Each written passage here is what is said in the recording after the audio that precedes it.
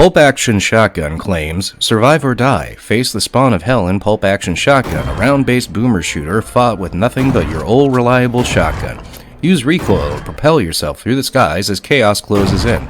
The longer you last, the tougher the enemies grow.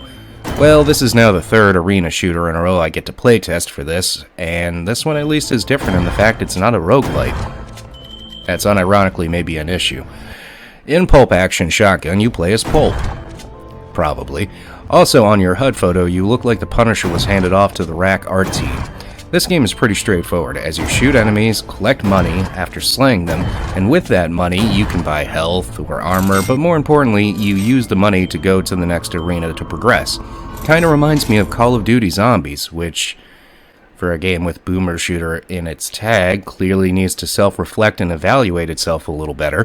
There's one enemy variety from what I've seen so far, and the shotgun does what a shotgun does, even if it's more rifle style of fire rather than the spread of a shotgun you'd want.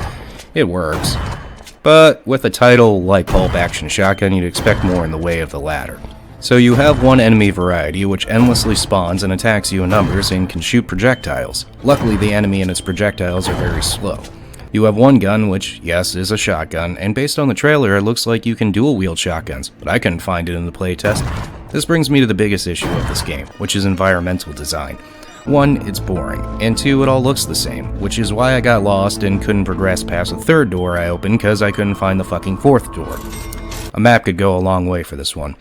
Mobility and gun feel is more closer to Hemo Hound than Death Moon, which is ironic because it's less tight corridors and a little more open space you have, which hopefully the mobility can be increased during its development because it's slow at the moment.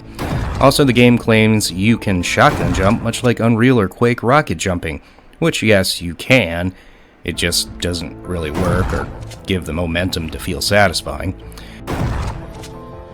You can find comic books that honestly are pretty cool looking 80s style comic book covers. This one needs a lot of work, but could be something.